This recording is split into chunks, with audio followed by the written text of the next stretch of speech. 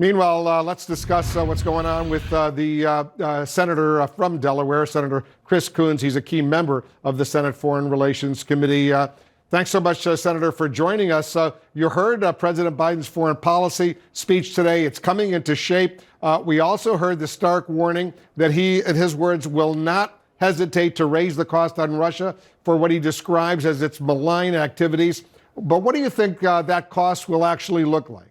Well, Wolf, that forceful response to Russia's actions, both the poisoning and arrest of Navalny, an opposition leader, and the way in which, through their cyber hack of American national security systems and their assault on our 2016 election, the ways in which Russia has tested the United States, our leadership in the world, our commitment to democracy, a forceful response, such as we heard from President Biden today, was long overdue. There are ways that we can target through sanctions the closest supporters of Vladimir Putin and make it more expensive for the senior leadership of Russia, that corrupt inner core that sustains Putin's hold on Russia, for them to continue their aggressive actions in the region and the world. The president has made some veiled references to the damage done during the Trump administration, saying the United States will have to, quote, earn back our leadership position. That's a direct quote on the global stage. How does the president earn that back? Well, Wolf, one of the things I talked with President Biden about yesterday is the urgency, the importance of our vaccinating all of the United States so that we can get out of this pandemic, but also working in partnership with the World Health Organization, with COVAX, with other leading Western nations to make sure that scientifically sound, affordable, and effective vaccines are available for the world. The Russians are promoting their so-called Sputnik vaccine, which wasn't subject to rigorous testing, isn't clearly safe, but both China and Russia are offering their vaccines to billions of people in the developing world. I think the United States has an opportunity here to earn back some of our global leadership in public health.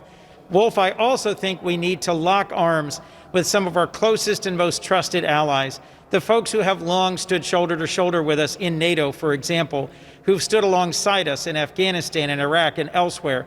President Trump really rattled the cage of our close allies, both by pushing them relentlessly to increase their contributions and by testing them with tariffs, national security-based tariffs that impose costs on close allies like Canada, South Korea, Japan, the United Kingdom, at a time when we need to pull them closer in our global contest with China.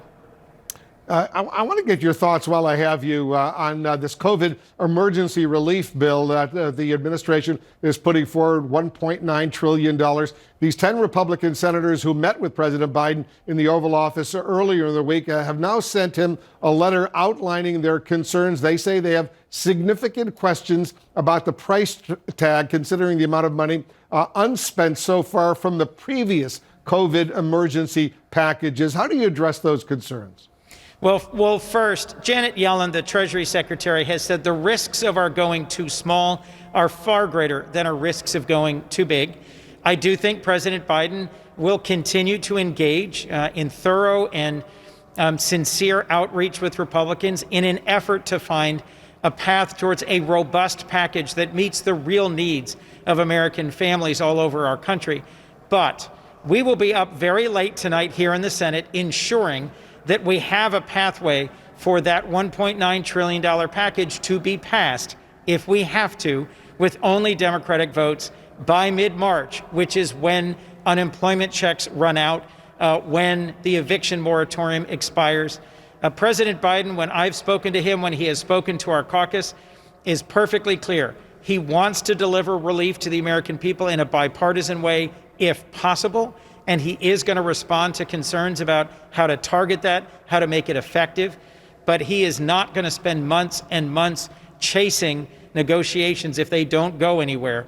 So we are doing what we have to in the Senate tonight to be prepared to support President Biden with or without Republican votes. Well, we'll see if you get all 50. If you get all 50 Democrats on board, you need 50 Democrats plus the vice president to break a tie. If that happens, we'll see if it does. Senator Coons, thanks so much for joining us. Thank you, Will.